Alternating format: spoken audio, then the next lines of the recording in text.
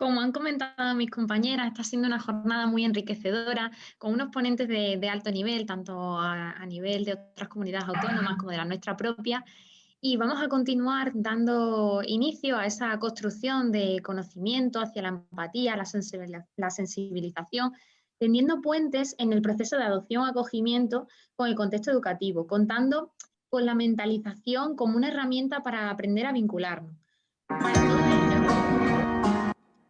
para todo ello, contaremos con dos profesionales, como es Sandra Gordillo García, de la Dirección General de Servicios Sociales, Infancia y Familia, de la Consejería de Sanidad y Servicios Sociales de la Junta de Extremadura. Bienvenida, Sandra, que desde el año 2007 hasta el 2017 ha ejercido como psicóloga del programa de adopción autonómica de la Junta de Extremadura y desde el año 2017 hasta la actualidad como psicóloga del programa de posadopción. También tenemos la suerte de contar con José Serrano, doctor en psicología por la Universidad de Extremadura, coordinador del Servicio Social de Atención Social Básica del Ayuntamiento de Olivenza y psicólogo del Programa de Atención a Familias del Ayuntamiento de Olivenza.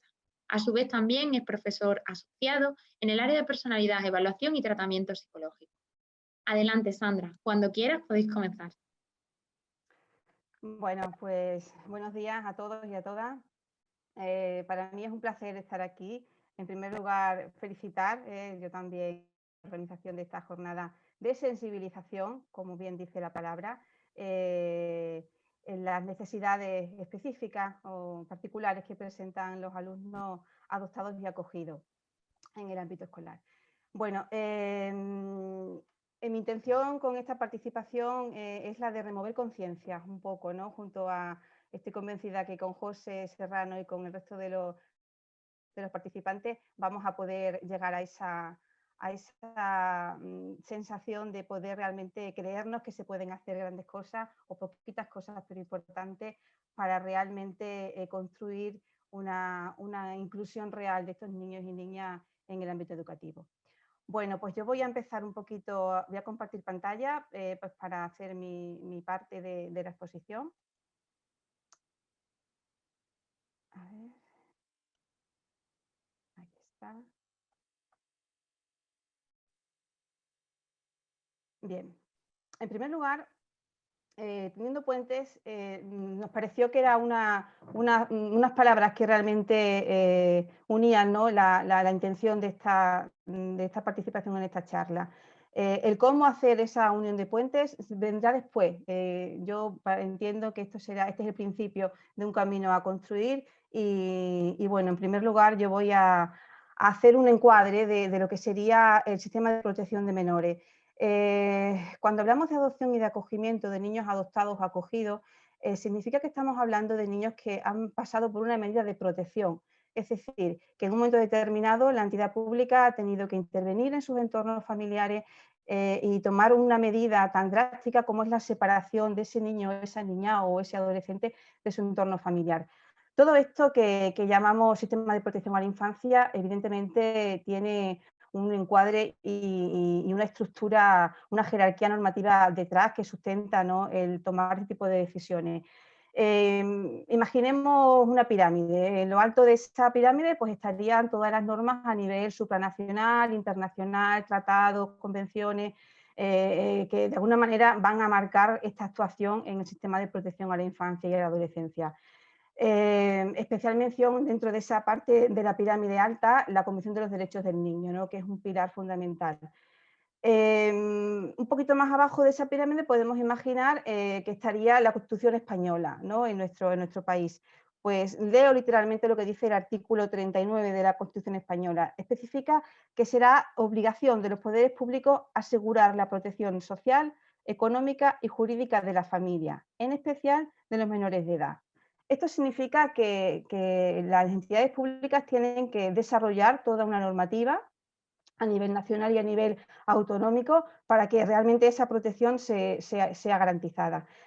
Señalar muy brevemente, dentro de ese marco legislativo, el gran cambio que se produjo en el año 2015, hubo una gran modificación del sistema de protección a la infancia y a la adolescencia, se llevó a cabo una gran reforma, donde fundamentalmente, digamos que el espíritu de esa reforma viene a decir claramente la supremacía del interés superior del menor. ¿Qué significa esto? Significa que el objetivo fundamental de toda esta reforma legislativa en pro de la infancia debe de garantizar el disfrute pleno y efectivo de todos los derechos reconocidos por la Convención y el desarrollo holístico del niño. Ojo, desarrollo holístico significa en todas sus áreas, físico, mental, espiritual, psicológico y social. Digamos que este es el punto de partida del sistema de protección a la infancia. Bien, bueno, todos estos cambios, volvemos un poco a la estructura de esta pirámide. Abajo de la pirámide estaría pues, el desarrollo de toda esa normativa, toda esa legislación. Deciros que la competencia en la protección de menores está directamente otorgada a todas las comunidades autónomas y son las que realmente se encargan de ejecutar esa protección a la infancia. En nuestra comunidad autónoma, cuando un menor se encuentra en desamparo, por negligencia, por abusos, por maltrato, es fundamental que todos los ciudadanos y todos los profesionales que tienen que ver con relación a la infancia, ya sea desde el ámbito de la educación, desde el ámbito sanitario, desde el ámbito de servicios sociales, el ámbito policial y cualquier ciudadano como personalidad única, tiene la obligación de notificar y de trasladar a la entidad pública competente esa posible situación de desamparo. En nuestra comunidad autónoma es la Consejería de Sanidad y Servicios Sociales la que tiene atribuidas estas competencias a través de la Dirección General de Servicios Sociales, Infancia y Familia. Bien, pues cuando nos encontramos con un menor que se notifica su situación de desprotección y se investiga que esa circunstancia realmente requiere una intervención, la entidad pública lleva a cabo todos los recursos que tiene en su poder pues para verificar si ese niño, en primer lugar, que es uno de los principales ejes del interés superior del menor, es garantizar que ese menor pueda permanecer en su entorno familiar. Eso es fundamental, indiscutible, es de los derechos más básicos que tiene todo menor, poder permanecer en su entorno familiar. Ahí José Serrano sí que podría aportar un montón de toda su sabiduría y experiencia porque donde él trabaja en su ámbito laboral es precisamente con programas de familia para procurar que ese menor no tenga que salir de ese entorno. Pero cuando se constata que es inevitable, que ese menor no está bien atendido en su entorno familiar, es cuando debemos de tomar medidas de protección, ¿vale? Y aquí es cuando la entidad pública pues debe de decidir en función de cada caso qué medida de protección es la más adecuada para ese menor en concreto.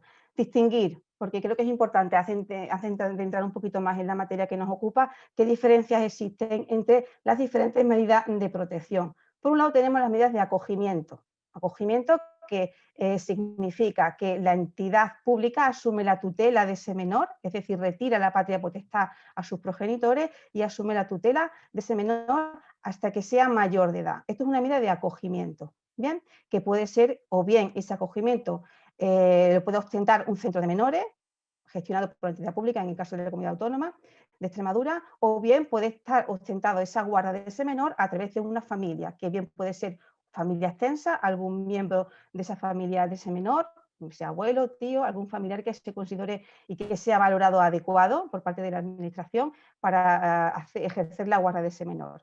Y otro tipo de medida de acogimiento familiar es los acogimientos familiares en familia ajena, que son familias que se ofrecen para colaborar con la ciudadanía y se ofrecen a acoger a estos menores y tenerlos en su compañía, cuidarlos y velar por su bienestar.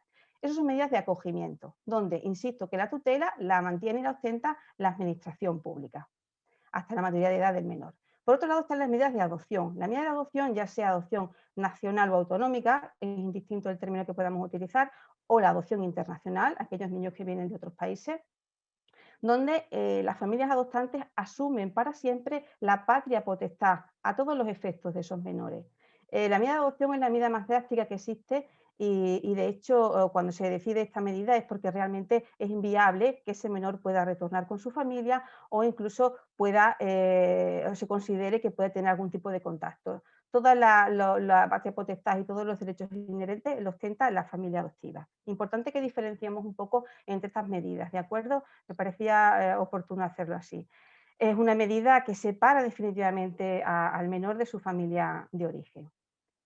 Bueno, y ahora sí nos vamos a centrar un poco en el asunto que nos trae en esta jornada, Y me gustaría un poco que pensemos qué tareas emocionales puede tener un menor, un niño, una niña, un adolescente que ha pasado, está pasando por procesos de adopción o de acogimiento. ¿Qué sentimientos y qué pensamientos pueden aflorar en ese menor durante todo ese proceso? Con independencia de la edad en la que fuera, se produjera esa separación, ¿no?, de su entorno, de su familia, y con independencia de si esa separación fuera deseada o no deseada, todo menor pasa por un proceso muy duro de ruptura, y bueno, colocarnos ahí nos va a ayudar un poco a poder entender todo el después que ese niño o esa niña va a tener que ir elaborando. Y para ello, me gustaría invitaros a hacer un ejercicio, una fantasía guiada. Vamos a bajar un poco al sentir, ¿vale? Bajamos un poco de la mente y a ver si con esta actividad podemos bajar a ese sentir.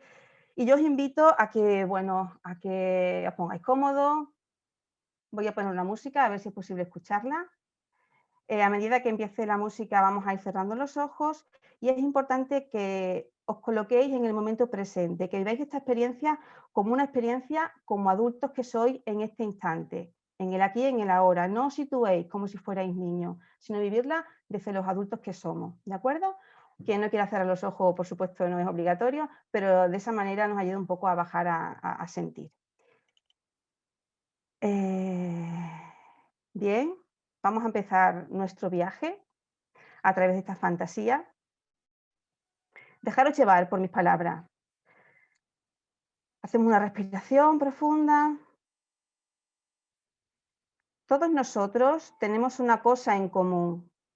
Todos tenemos un sitio que llamamos casa. Piensa por un momento en tu casa. Quizás tengas un lugar preferido o una habitación predilecta.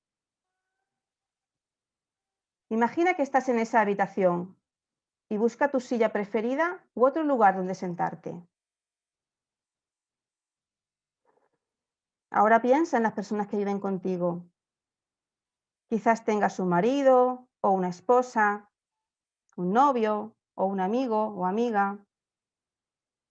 O quizás tengas hijos, quizás vivas con tus padres o quizás vivas solo o sola. Lleva a estas personas especiales para ti a esa habitación donde te encuentras. Ahora tienes una imagen de todo aquello que te gusta. Ahora escucha con atención. Quiero que escuches muy atentamente lo que te voy a decir. Yo soy una persona que estoy en una posición de autoridad y mi trabajo consiste en mover a las personas para que se vayan a vivir a otras casas, con personas nuevas. Esta noche te moveré a ti para que vayas a vivir a otra casa con otra familia. Imagina que dispones de 30 minutos para empaquetar todas tus cosas. Solo puedes llevarte aquello que cabe en una maleta. Piensa que te llevarías.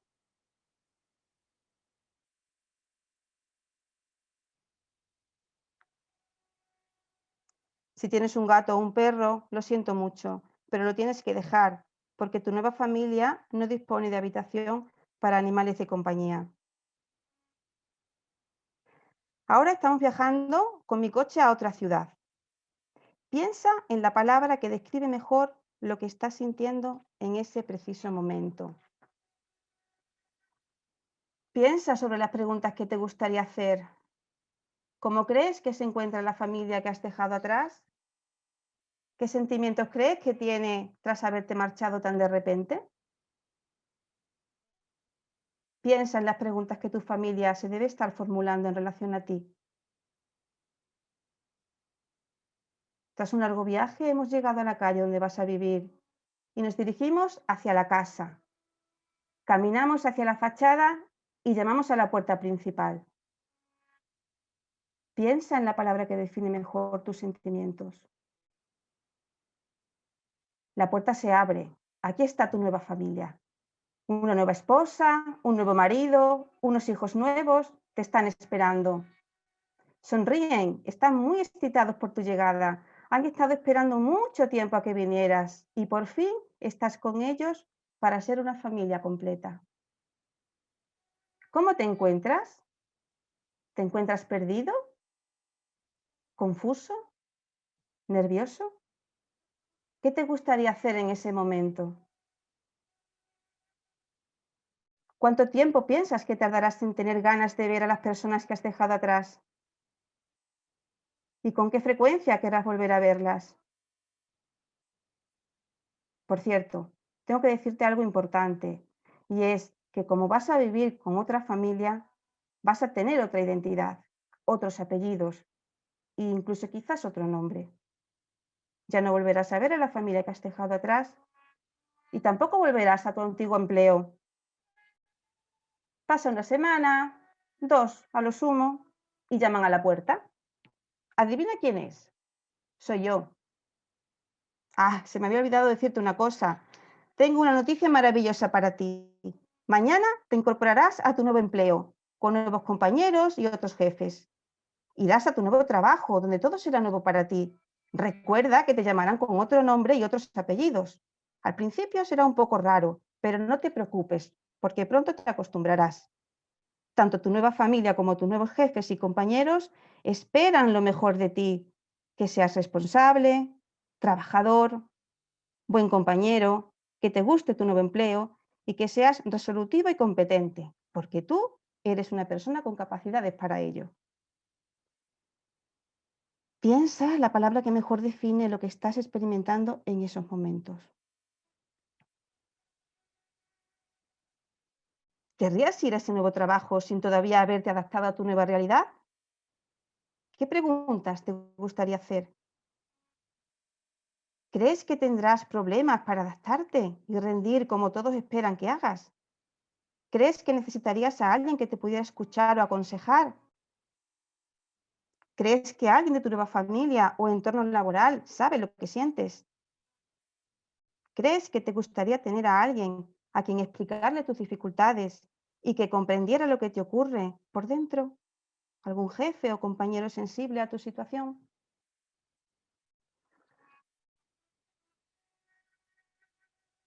Pasan los meses, pasan los años y enhorabuena, has logrado adaptarte.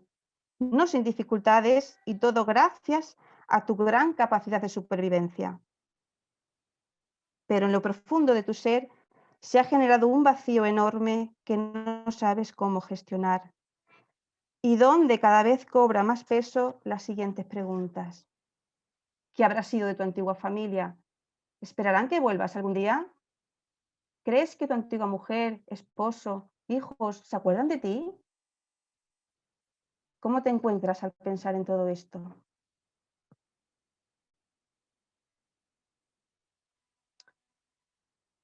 Aquí terminaría la experiencia. Poco a poco os invito a que podáis ir saliendo de este viaje interior. Abráis los ojos y retornamos al momento presente.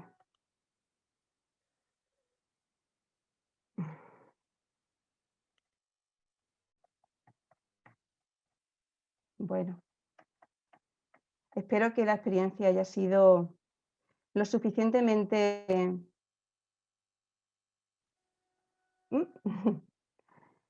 lo suficientemente real como para poder, estoy segura de ello, poder acercarnos un poco a lo que puede llegar a sentir un niño, una niña, un adolescente y todo su entorno familiar en esos momentos de separación. Si alguien quiere compartir algo en el chat de lo que ha podido sentir, pensar, pues le invito a que lo haga. De esta manera, bueno, me parecía que era como una manera muy directa para poder acercarnos a esas tareas emocionales que tienen estos menores. En primer lugar, aprender a vivir con el dolor de las separaciones. Esto que uno lo piensa y puede ser, bueno, entendible que sea así, es algo muy duro de sostener. Aceptar nuevas despedidas de sus centros escolares anteriores, de su entorno, de su familia. Incluso aunque sean niños pequeños, todo el cuerpo lleva, como decía el compañero, ¿no? El cuerpo tiene memoria y a través de esas sensaciones todo queda grabado, aunque fueran niños pequeñitos, sin recuerdo. Asumir que tienen dos familias a las que pertenecen, a dos mundos diferentes. Asumir orígenes y aceptar nuevos modelos de referencia. Adaptarse, comprender y aceptar a la nueva familia adoptiva o acogedora. crear vínculos afectivos con personas desconocidas, autocontrolarse sobre sentimientos intensos de frustración y rabia por el abandono o el maltrato sufrido, superar la fase de acoplamiento, el miedo a vivir a un nuevo fracaso afectivo y, en última instancia, algo que le acompañará toda su vida, reconciliarse con sus orígenes y con su historia.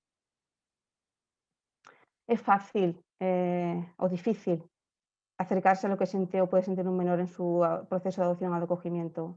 Miedo a quedarse solo, incredulidad, miedo a lo nuevo, miedo a ser de nuevo abandonado. El sentimiento de abandono es algo inherente a toda persona que haya vivido una separación en su materna infancia. Deslealtad hacia lo suyo. Algunos pueden sentir que los están traicionando por tener una vida mejor que ellos no pudieron tener. Temor a la implicación afectiva y a lo desconocido. Todo un conjunto de necesidades muy específicas de estos menores y que son invisibles a simple vista. Para un poco concretar en el contexto educativo, como lo que decía el compañero, ¿no? Las conductas, las manifestaciones que estos niños pueden presentar, voy a plantear dos ejemplos, ¿vale? De dos niños que son inventados, pero que perfectamente podían darse en cualquier aula de vuestro entorno. Y después de esto daré paso a José, porque José va a poder explicaros a través del proceso de la mentalización cómo poder acompañar a estos niños y cómo poder llevar a cabo esas herramientas, ¿no? Aunque sin que duda cabe que la principal herramienta somos nosotros mismos.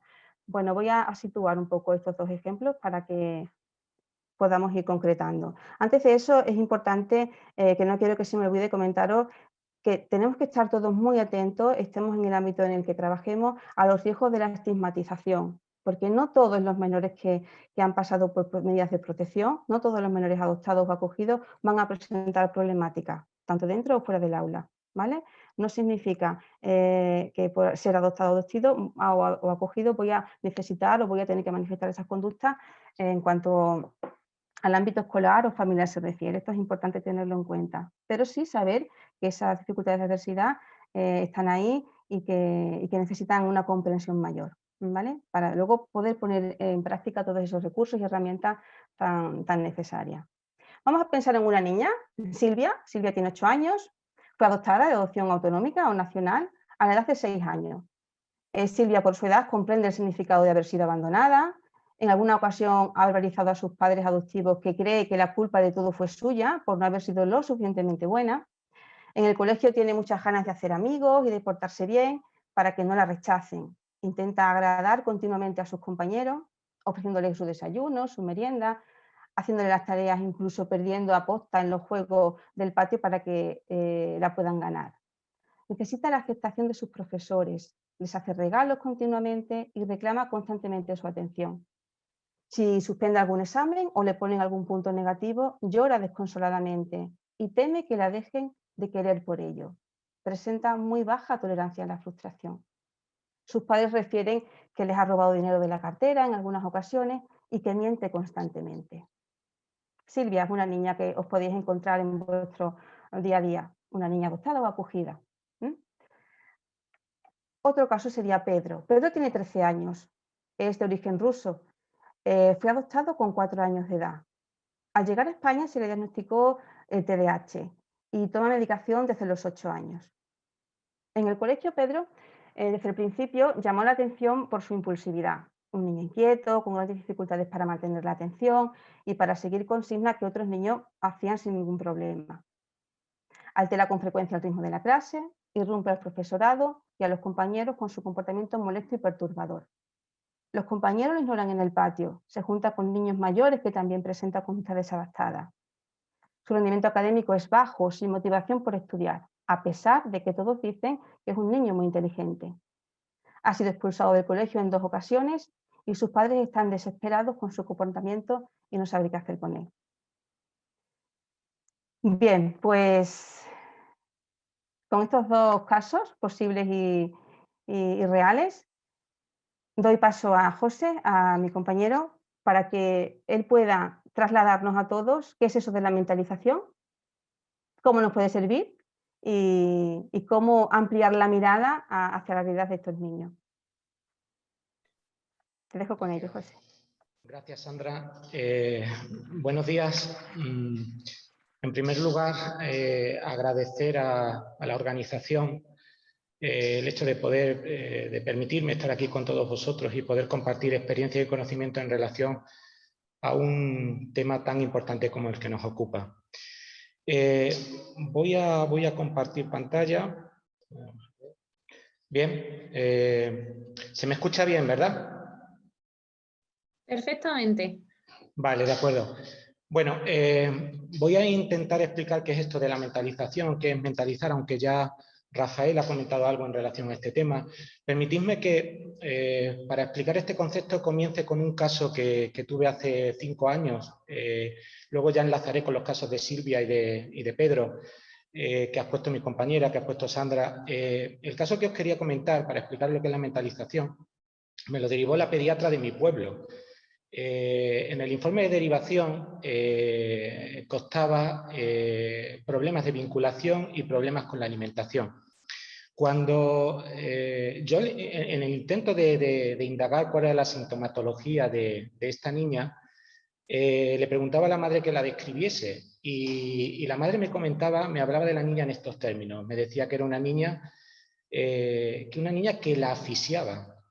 Utilizo la terminología, utilizo las palabras que comentaba ella. Mi hija me asfixia, mi hija no me deja en paz, mi hija no me deja ni a sol ni a sombra, no me deja hacer las tareas de casa. Cuando yo le preguntaba a la madre que por qué creía ella que la niña tenía este comportamiento, que es una de las preguntas que yo hago en el servicio donde yo trabajo a la familia, ¿no? Es decir, ¿qué cree? Le decía a los padres, le preguntaba a esta madre que por qué creía ella que tenía este comportamiento a la niña. Me decía que, bueno, me decía una palabra, una frase que dicen muchos papás y que es obvio también, ¿no? Decían, pues no lo sé, pero luego también comentaba cosas como, es que mi hija es así, es que mi hija es así desde que nació, o es que mi hija me quiere enfadar y sabe muy bien cómo enfadarme. Entonces, tuvimos que hacer un trabajo, la madre y yo, un trabajo conjunto de buceo. Es decir, lo que intentaba era, entre los dos, madre y profesional, bucear un poco en el mundo interno de la menor para ver exactamente qué podía pasarle por dentro, a nivel emocional y a nivel cognitivo. Después de muchas sesiones y demás, algunas sesiones, llegamos a hipotetizar, porque mentalizar es hipotetizar, es una capacidad imaginativa. Llegábamos a hipotetizar, a hacer hipótesis en relación a lo que le podía pasar a esta niña. Y bueno, llegábamos a la conclusión que esta niña tenía mucho miedo al abandono, que tenía mucho miedo a la pérdida, que tenía mucho miedo a la separación, que tenía mucho miedo a quedarse sin mamá y que tenía también mucho miedo a que su mamá dejase de estar en el campo visual de la menor.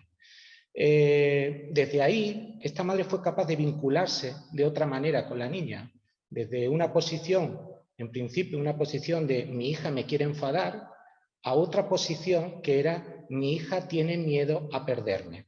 Bueno, pues esto es la mentalización. La mentalización es la capacidad que tenemos todos los seres humanos para poder interpretar. A mí hay una palabra que me gusta mucho que es traducir. Para poder traducir o para poder interpretar los comportamientos del otro y los nuestros propios en términos de estados mentales. Estados mentales, me refiero a emociones, en términos de emociones, sentimientos, afectos, motivaciones, deseos. A mí hay una definición de un psiquiatra londinense que me gusta mucho, Jeremy Holmes, que para definir mentalización habla de la capacidad, fijaros, habla capacidad de ver a los demás desde dentro y a nosotros mismos desde fuera. Son dos definiciones en una. Si hablamos de la capacidad de ver a los demás desde dentro, bueno, pues podría ser un poco el ejemplo este que os comentaba de esta niña, ¿no? La idea era intentar que esta madre, y yo también, pudiésemos ver qué le pasaba a esta niña por dentro. Si tenemos en cuenta los casos que ha propuesto mi compañera, que ha propuesto Sandra, en los casos de Silvia y de Pedro, mentalizar, por ejemplo, sería realizarnos a nosotros mismos o preguntarnos esta serie de preguntas e intentar contestar. Fijaros, no es tanto llegar a la causa exacta, porque es muy difícil, porque los estados mentales de los demás son opacos. Entonces es muy difícil muchas veces llegar a la causa de por qué le pasa a los menores lo que le pasa. Pero sí que es muy interesante tener una predisposición para mentalizar, es decir, hipotetizar qué le puede pasar por dentro. Entonces, en el caso de Pedro, por ejemplo, estaría muy bien que a lo mejor nos preguntásemos qué hay debajo de un niño que molesta o con comportamiento disruptivo, o qué hay debajo de un niño inquieto, impulsivo, qué hay debajo de un niño con bajo rendimiento académico. En el caso de Silvia, y también en el caso que os comentaba anteriormente, también sería muy interesante plantearnos qué hay debajo de una niña que intenta agradar a todo el mundo, o qué hay debajo de Silvia, qué puede sentir Silvia para que llegue a mentir. ¿Puede ser peligroso para Silvia decir la verdad? Bien, pero no nos engañemos, porque mentalizar no es solamente la capacidad de ver a los demás desde dentro. Lo decía antes Rafael, mentalizar también implica hacer un ejercicio de introspección, un ejercicio de humildad, y lo voy a decir así, de humildad con nuestras propias emociones, de ser humilde con lo que sentimos, de ser humilde con lo que sentimos y con lo que pensamos. Hacer una introspección es hacer un esfuerzo y es la capacidad de vernos a nosotros mismos desde fuera. Es decir, que nos deberíamos, cada vez que intentemos vincularnos de una manera segura con un niño, tendríamos que hacernos esta pregunta: ¿qué hay debajo del comportamiento de los padres, de los papás, de los maestros, de los educadores, de las figuras de apego, cuando nos vinculamos con un menor, y concretamente con un menor en situación de adopción o acogimiento? Esto es lo que se llama automentalización. Decía Boris Cyrulnik, una de las miradas quizás más certeras del trabajo con la infancia, que un niño no puede llegar a ningún otro sitio que no sea la historia de sus padres. Pues esta frase podríamos aplicarla también en el aula y a los maestros. Posiblemente un niño no llegue a parar a ningún otro sitio que no sea también la historia de los maestros. Por eso es muy interesante que los maestros y los educadores en general y los padres hagamos este ejercicio de introspección y de reflexión en relación a nuestras emociones y a nuestros pensamientos. La teoría del apego y este enfoque mentalizador creo que nos plantea un reto en las aulas y en casa. Yo trabajo con padres, no trabajo directamente con maestros, pero sí le doy clase a los maestros de educación infantil, a los maestros de educación primaria, y les comento este tipo de cosas. Les comento lo que es el tema de la teoría del apego, les comento qué son las emociones displacenteras, les comento cómo podríamos gestionar un poco las emociones displacenteras, y compartimos un poco, porque esto es un reto, es qué hacemos los adultos, en este caso qué hacen los maestros cuando el niño tiene emociones displacenteras. Es decir, ¿qué hace un maestro cuando un niño está triste? ¿Qué hace un maestro cuando un niño tiene miedo? ¿Qué hace un maestro cuando un niño está enfadado? ¿Qué hace un maestro cuando un niño tiene celos? Porque los celos no es una emoción, es un complejo emocional, ¿vale? Esto va a ser clave en el desarrollo posterior de los menores. Va a ser clave en el desarrollo posterior de los menores porque seamos humildes. Es decir, nosotros, las estrategias que nosotros le vamos que vamos a poner en marcha con los niños a la hora de regular sus propias emociones y las nuestras, van a ser estrategias que ellos van a captar y que van a disponer para un futuro a medio o a largo plazo. Es decir, tenemos que pensar a largo plazo cuando intentemos calmar a un niño. No podemos utilizar estrategias que nos sirvan a corto plazo. Luego hablaré un poco de lo que es el time on, el time out y la diferencia que puede haber con el time in, ¿vale? Bueno, time in a lo mejor me lo acabo de inventar, ¿vale? Pero esto va a ser una pregunta importante, ¿vale? Que me va a definir como maestro, igual que es una pregunta muy importante que me puede definir como padre y como figura de apego. Por tanto, importante, nos deberíamos plantear si hay que ignorar las rabietas, como nos han dicho desde hace ya mucho tiempo. Cuando un niño tiene rabieta, hay que ignorarla, hay que castigarla. Me explico. En el caso de la niña que os ponía antes, o en el caso de Pedro, por ejemplo, si esta madre castigaba a la niña por ser pegajosa, ¿vale? Y utilizo de nuevo el término que utilizaba la madre. Si castigamos a esta niña de esta manera por ser pegajosa, la pregunta sería, ¿qué estoy castigando realmente? ¿Estoy castigando el ser pegajoso o la conducta pegajosa, o estoy castigando el miedo al abandono? Esa es una pregunta que nos tendríamos que hacer, porque nos han dicho muchas veces que tenemos que ignorar la rabieta. Yo no soy partidario de ignorar la rabieta. Cuando castigo a un niño y no abordo las emociones, ¿qué estoy castigando realmente? ¿No? Tenemos que utilizar la silla de pensar. Es idóneo utilizar la silla de pensar.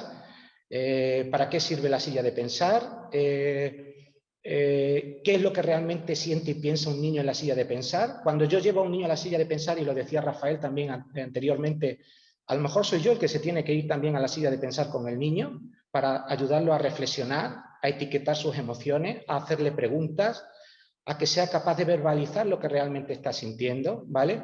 Y por supuesto, ¿qué consecuencias a largo plazo puede tener estas estrategias para un niño? ¿No? Es decir, claro, ¿y qué consecuencias puede tener para la relación maestro-alumno, ¿no? A largo plazo. Bien, por tanto, a mi modo de ver, mejor timing. Y creo que es interesante disponer de tiempo para esto. Es decir, para calmar a un niño necesitamos, decía antes Rafael, 5 minutos, sí, por lo menos 5, 10, 15 minutos para poder calmar a un niño, para poder vincularnos de una forma segura con él. Es decir, para hacerle una serie de preguntas sobre qué piensas, qué siente, qué ha pasado cuando le has pegado a Pablito, ¿vale? ¿Cómo crees que se ha sentido Pablito? ¿O qué has sentido tú antes de pegarle a Pablito? ¿Sentías dolor? ¿Tenías miedo? Puedes llegar a entender que si yo estuviese en tu lugar, probablemente también tendría miedo, ¿no? Mirad, les voy a poner un vídeo, les voy a poner bueno, yo no se lo voy a poner, lo va a poner la organización. Un vídeo es un documental sobre cómo trabajar las emociones en el aula. Es una experiencia real, es un trozo, puesto simplemente, el vídeo dura 45 minutos, ¿vale? Se llama Pensando en los demás, es la experiencia de un maestro de educación primaria, un maestro japonés. He cogido un trocito del vídeo en el que se puede ver cómo este maestro trabaja el miedo a la pérdida, el miedo al abandono, ¿vale? Cuando queráis, por favor, si podéis introducir el vídeo. Som a finals d'abril. El Ren Sueda torna a anar a l'escola després de 4 dies de no anar-hi. No hi anava perquè s'havia mort la seva àvia.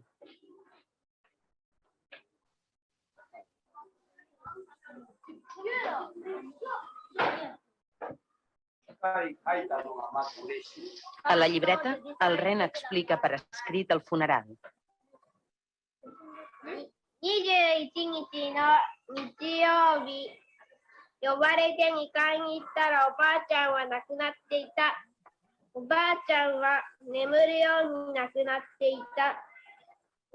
Com que el Ren no anava a l'escola, tothom estava preocupat per ell. Avui els companys s'assabenten que el seu amic ha perdut una persona molt estimada. 特別式だった。最後のお別れに花をいっぱい入れてあげた。僕は涙がボロボロと出た。みんなも泣いていた。バスで火葬場へ行った。1時間ぐらいでおばあちゃんは骨になっていた。おばあちゃんがいなくなって寂しいです。手挙げてる人全員立ちなさい。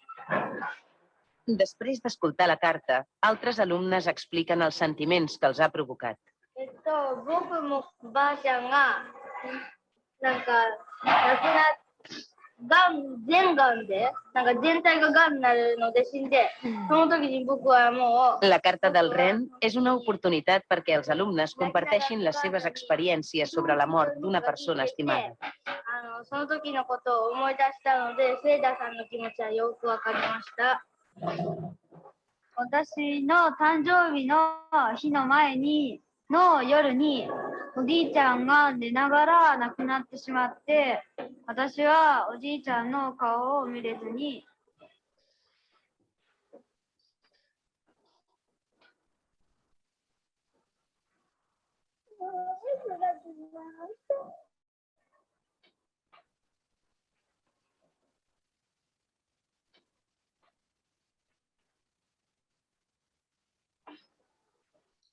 Una nena es posa a parlar d'un tema que feia anys que portava amagat.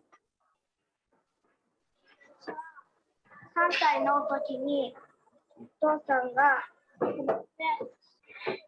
の基地の時も行きたかったんだけど、書こうと思ったんだけど、書けないくらい楽しくて、それで、私は、お父さんが亡くなった時には、3歳だったんだけど、そういうことが分かってて、それで、La Mifuyo Yoshimura no havia parlat mai del seu pare, perquè no volia que els seus companys de classe pensessin que era diferent d'ells. でも、涙が止まらなくて、電話ができないぐらいだったので、その話を聞いて、私は悲しかったです。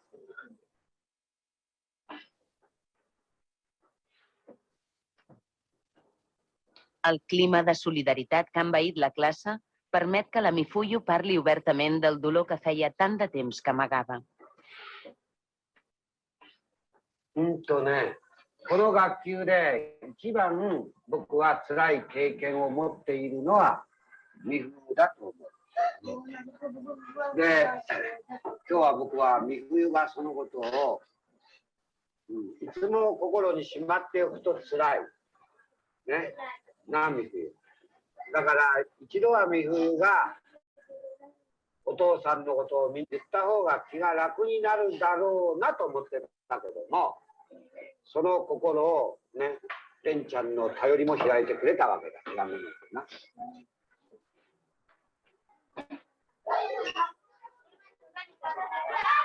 これ調べて、分かったことを書いていきな。Tothom procura entendre la tristesa i el sofriment de la seva amiga.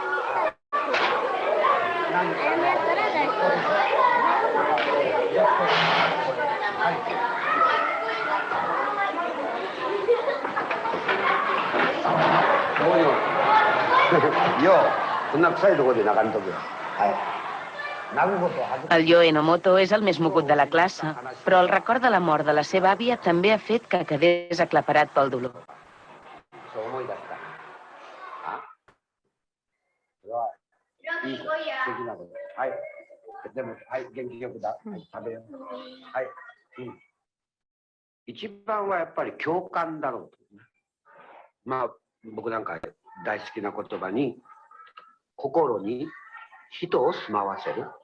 Mm. 心に定員はないから、そうやってみんなに語って、みんなに共感してもらって、本当にこう聞く相手がいると、そうやって自分の心の中に人が住み着く。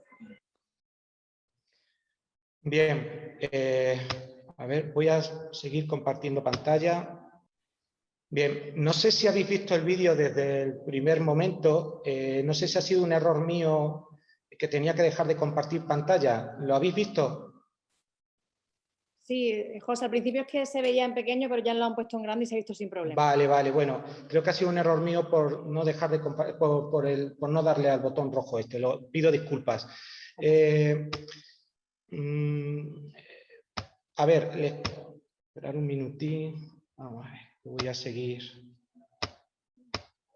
Ahora. A ver, la idea era, os animo a ver el vídeo completo. Es un vídeo, un documental que ha recibido varios premios y en este caso yo había querido coger un poco, bueno, pues, cómo el maestro trabaja, digamos, en lo que es el miedo a la separación, el miedo a la pérdida, ¿vale? Después de ver el vídeo nos deberíamos plantear varias cuestiones en el contexto que nos ocupa, ¿no? Creo que la escuela no puede alejarse de esta cuestión del trabajo de las emociones displacenteras para vincularnos de una forma adecuada con los niños ni permanecer ajena. Entonces, una de las preguntas que a lo mejor nos deberíamos hacer es si tenemos escuelas sensibles al trauma, escuelas sensibles al dolor, escuelas formadas en adversidad temprana y trauma. Si tenemos escuelas que hagan sentirse emocionalmente seguro al niño para aprender. Vosotros sabéis más que yo de esto, porque sois maestros, orientadores. Sabemos que para que un niño sea capaz de adquirir adecuadamente aprendizaje, un niño tiene que sentirse seguro, seguro desde el punto de vista emocional, y donde el profesor se constituye en una figura de apego seguro en el que el niño pueda confiar. Esto ya se ha comentado anteriormente. Tenemos una escuela donde se enseña a regular las emociones. las del niño y no nos olvidemos, también la de los maestros, la de los profesores. Tenemos una escuela donde se enseña a los alumnos a tener éxito no solo en el terreno académico, sino también en el no académico.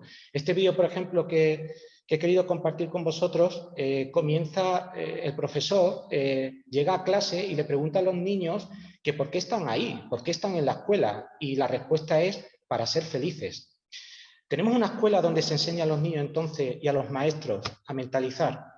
Mirad, termino ya. Después de ver el vídeo, creo que el problema de las emociones displacenteras o de la gestión de estas emociones, creo que el secreto para vincularnos de una forma adecuada con los menores está en ser capaces de aceptar que el problema no es realmente el sentimiento, no es realmente la emoción. El problema es qué pienso y siento ante lo que siento.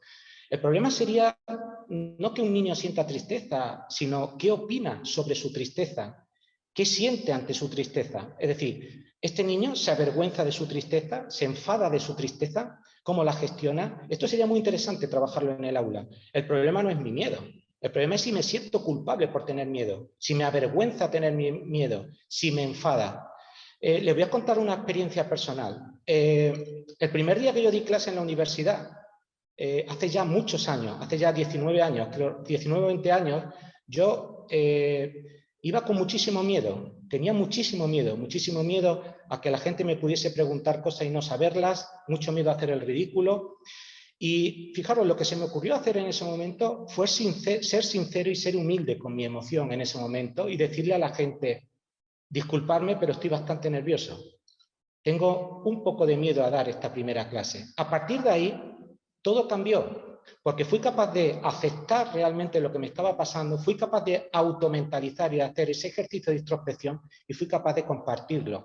Es decir, fui capaz de intentar no enfadarme con mi miedo. ¿Hacemos eso con los alumnos en el aula? Esa es la pregunta. El problema no es mi enfado, no es mi dolor. El problema es si me siento culpable por sentir dolor y si me avergüenza. Por tanto, en las aulas, lo principal, validar y legitimar las emociones en el aula. Aquí es donde está el secreto. Ahí os pongo una serie de preguntas que se pueden trabajar en el aula todos los días, porque creo que la idea sería trabajar como hace este maestro, el que os he puesto en el vídeo, sería trabajar todas estas preguntas cada día. ¿Quién se ha enfadado hoy? ¿Quién ha sido escuchado? ¿Quién ha sentido vergüenza? ¿Alguien estuvo hoy tranquilo un rato? ¿Dónde? ¿Con quién estaba? ¿Qué le produjo esa sensación? ¿Cómo lo notó en el cuerpo? Voy rápido, esta es un poco la idea. En definitiva, estrategias que hagan que los niños aprendan a buscar en su interior, a mirar hacia sí mismos, a reconocer su individualidad de los demás, a dar nombre a sus emociones y a comprender las de los demás. La última diapositiva se la voy a dejar a mi compañera Sandra, que ella sabe mucho más que yo del tema de adopción, y para que ella cierre esta ponencia conjunta. Gracias. Muy bien, José.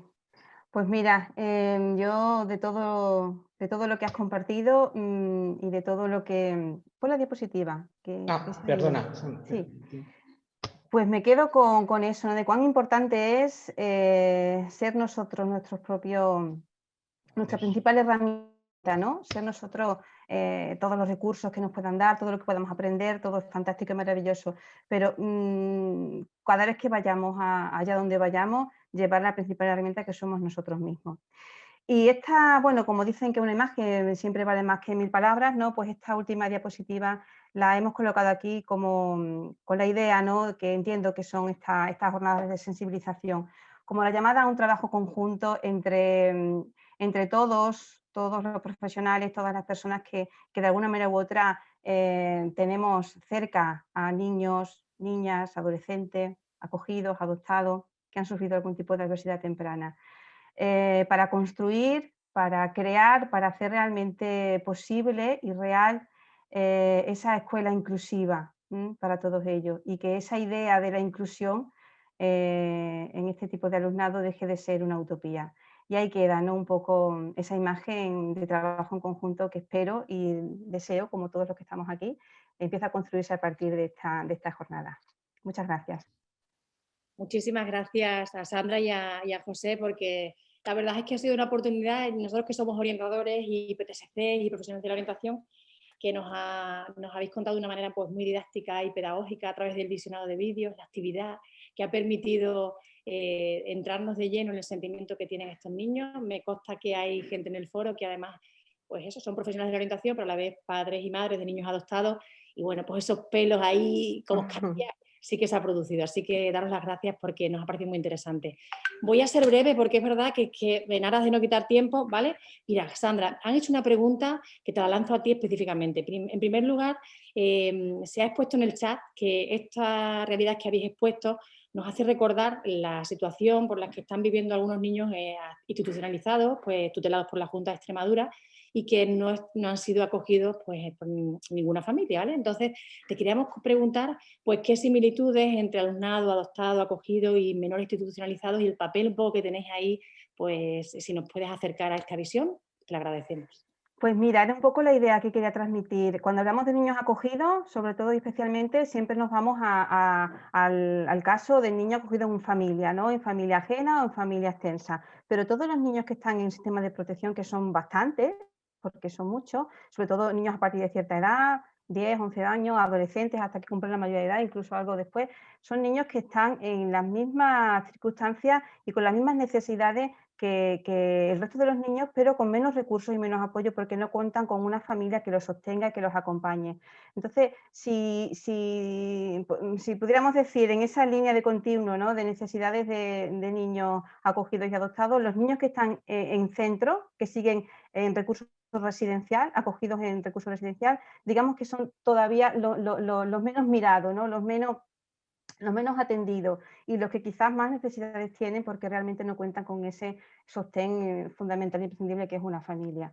El sistema de protección de menores, bueno, pues está distribuido en diferentes estructuras, ¿no? Hay departamentos, compañeros que se dedican a las medidas de protección y de seguimiento de niños que están en centros, otros equipos que acompañan a las familias que están acogidas y luego están los equipos de adopción. Y en última instancia el programa de posadopción. Entonces digamos que está todo como estructurado en departamentos y en diferentes tipos de recursos. Pero lo importante es darnos cuenta, ¿no? Que un niño acogido no es solamente un niño acogido que está en una familia, sino también en un centro. Y quizás esos niños, que quizás son los que presentan más dificultades o no, necesitan esa mirada especial. Que a veces con una simple mirada es suficiente, el conectar, el ver de dónde vendrá, ¿no? Ese día tan malo que presenta hoy en clase, qué le habrá pasado, qué le habrá sucedido y hacerlos visibles, sobre todo a ellos también y especialmente a los niños que siguen en recursos residenciales. No sé si te contesto la pregunta, pero totalmente un poco... Yo creo que precisamente de ellos se han acordado al hacer esa pregunta, un poco Muy bien. para también vincularlo a esa pregunta. A ver, después también nos preguntan, después te voy a hacer a ti otra, José, que si verdaderamente consideras que debiera existir pues esa figura de, o ese momento de coordinación entre los servicios de posadopción y el sistema educativo, si tú consideras que eso pudiera ser Claro. Es fundamental, de hecho es una de las grandes luchas, ¿no? de AFADES y de todas las familias adoptivas y también de los profesionales que estamos en esa parte, ¿no?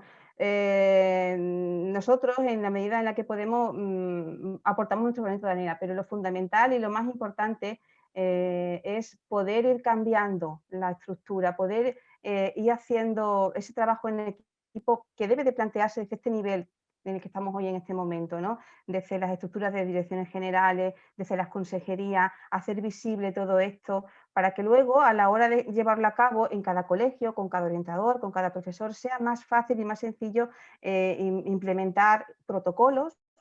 Yo lanzo aquí, ¿no? Esa propuesta que llevamos tiempo ahí intentando que salga, de crear equipos de trabajo conjuntos desde la Consejería de Educación, con la Dirección General de Servicios Sociales, Infancia y Familia, con salud mental también sería fundamental, porque no todos ni muchísimo menos, esto quiero que quede muy claro, pero hay un porcentaje de niños y niñas que presentan patologías o algún tipo de diagnóstico que sí que requeriría también esa coordinación con esa otra pata, ¿no? Del sistema. Salud mental, educación, Dirección General de Infancia y Familia, serían las piezas fundamentales y las asociaciones, por supuesto, la familia, para poder construir esas redes de coordinación y mecanismos de derivación y acompañamiento, ¿no? que pueda luego ser fácil y facilitar que cada profesor, cada docente y cada orientador en su aula y en su centro pueda atender lo mejor posible a estos niños.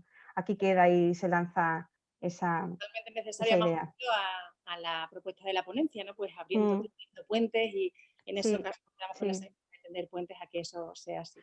José, pues ahora teniendo en cuenta pues eso, en la experiencia que nos has comentado, el trabajo que realizas con los padres, ¿no? En esa decisión trascendental de su vida, ¿no? Que hemos podido conocer a través de Sandra pues esas decisiones a nivel o ese punto de vista más legal y también emocional que nos habéis hecho llegar, ¿no? Pues te queríamos preguntar a ti, verdaderamente, pues, ¿qué recomendaciones les hacéis a las familias en esa reflexión del significado de adoptar y cómo se prepara esa llegada del niño, e incluso, bueno, esas situaciones de estrés que se puedan vivir y cómo se equilibraría todo esto, vivido por la familia, con la situación en el colegio? A ver, yo es que en mi trabajo con familias lo que utilizo es el trabajo, un tipo de terapia que se llama la terapia en mentalización. La terapia en mentalización tiene varias fases.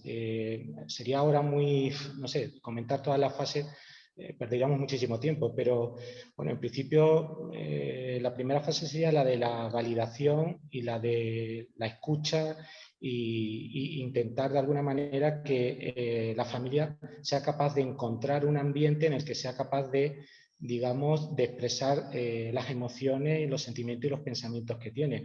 Tened en cuenta que la teoría de mentalización se basa un poco en la teoría del apego. Bueno, se basa un poco, sí, se basa en la teoría del apego.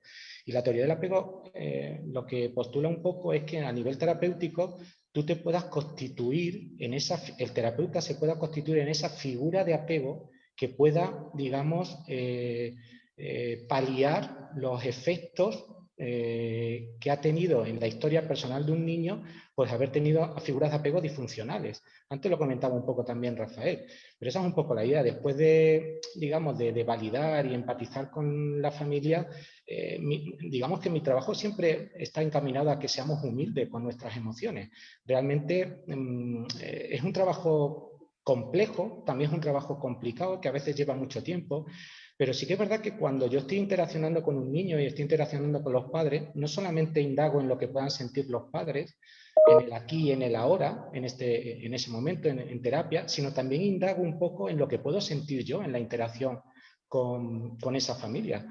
De hecho, bueno, pues alguna vez he tenido que decir a un niño en terapia, un niño que a lo mejor, bueno, pues habla de que los adultos, por ejemplo, pues me dices que los adultos sois un rollo, o los adultos, bueno, no dice sois un rollo, los adultos sois un rollo, los adultos no entendéis a los niños, cosas. Y entonces yo muchas veces le digo, bueno, te voy a decir cómo me he sentido yo ahora, en este momento, cuando tú me has dicho esto, ¿vale?